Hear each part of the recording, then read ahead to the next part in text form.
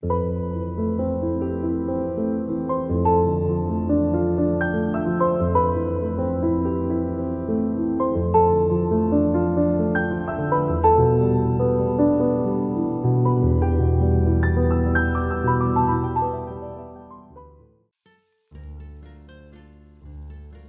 suis ravi de vous présenter aujourd'hui un bijou ancien.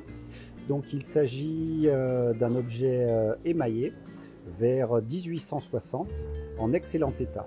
Alors ce bijou est à rapprocher au bijou de deuil dont la vogue va commencer à la fin du Moyen-Âge avec les memento mori, et puis ensuite rappeler surtout aux hommes qu'ils sont pris par le temps, que leur vie aura une finitude.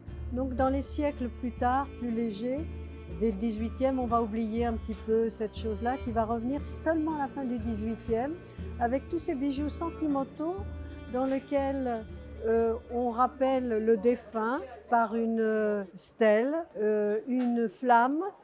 Plus tard, au 19e, ce thème revient de façon récurrente au romantisme pour aboutir dans les années 1860, 1800, un petit peu plus tard, à ces bijoux de deuil où l'on doit montrer à toute la société que l'on a une peine terrible en ayant perdu l'être cher. Donc on va prendre ces bijoux, on va enlever tout ce qui est de couleur et pour mettre du noir. Donc des motifs en jet, en verre moulé, en onyx, de l'émail noir. On va même sur les pendants d'oreilles enlever les pierres de couleur, les émeraudes, les rubis, pour ne garder que ce qui est noir et faire émailler ces pendants d'oreilles.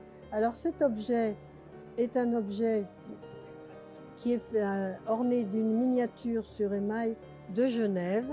La place de Genève était très réputée pour les émailleurs et la garniture est en noir et blanc. La miniature a été rapportée vraisemblablement par la suite et les perles, enfin les boules fastées sont en jet et ils se portent comme ça au poignet. Souvent on en avait deux côte à côte avec la miniature du défunt ou de la défunte que la personne avait perdue, qui va agrémenter le centre. Alors cet objet est présenté à la foire de Chatou. Venez donc nous y rejoindre. Il y en a plusieurs comme ça.